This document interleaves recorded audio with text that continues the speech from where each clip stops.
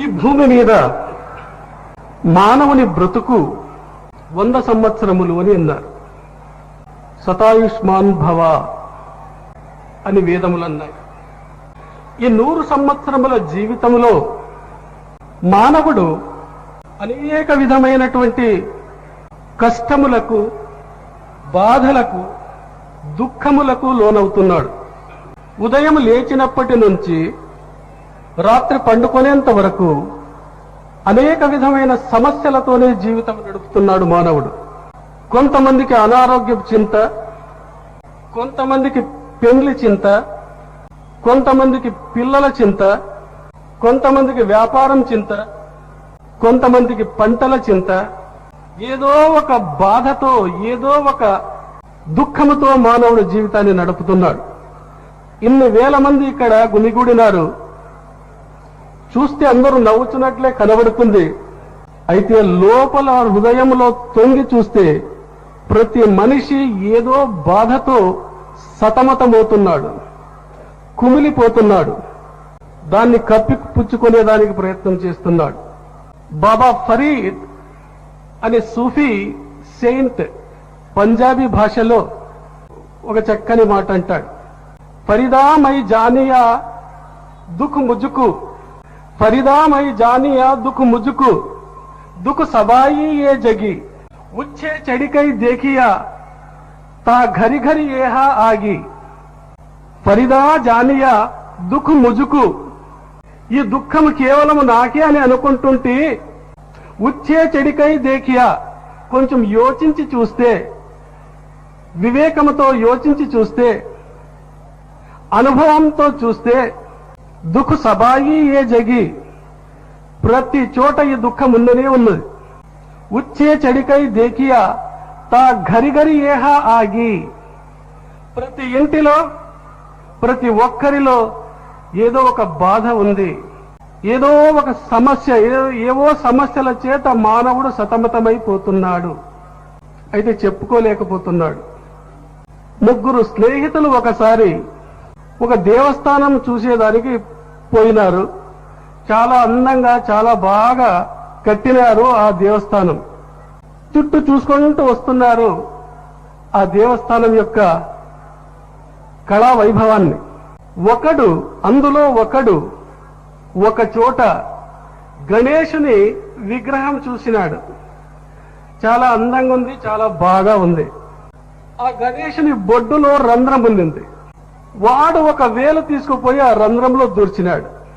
లోపల కొన్ని తేళ్లు కాపురం చేస్తున్నాయి.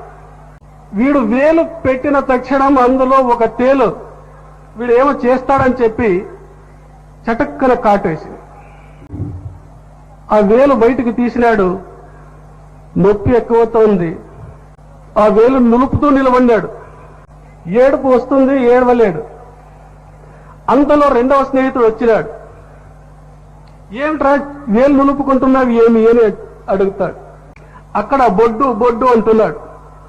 ఏం బొడ్డులో ఏమి? బొడ్డులో వేలు దూర్చింటి అంటాడు. దూరిస్తే ఏమాయా? ఆనందం, పరమానందం, బ్రహ్మానందం అంటాడు. వీడికి కూడా ఆశ పుడుతుంది. వీడు వేలు పెడతాడు.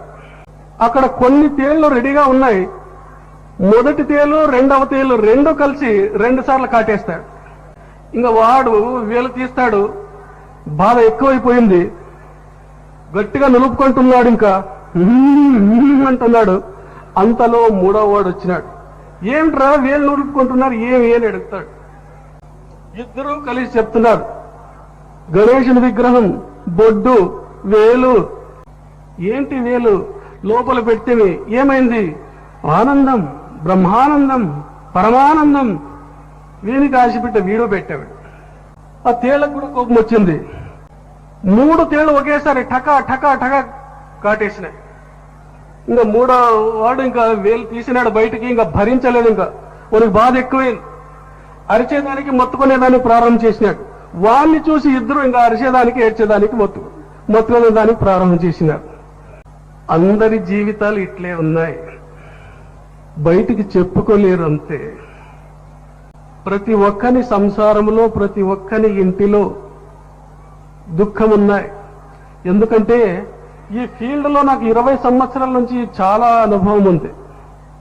ఎందుకంటే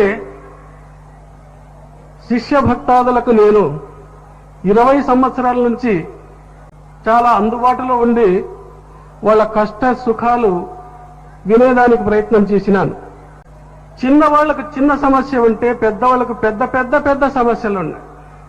ప్రతి మనిషి బాధపడుతూనే ఉన్నాడు.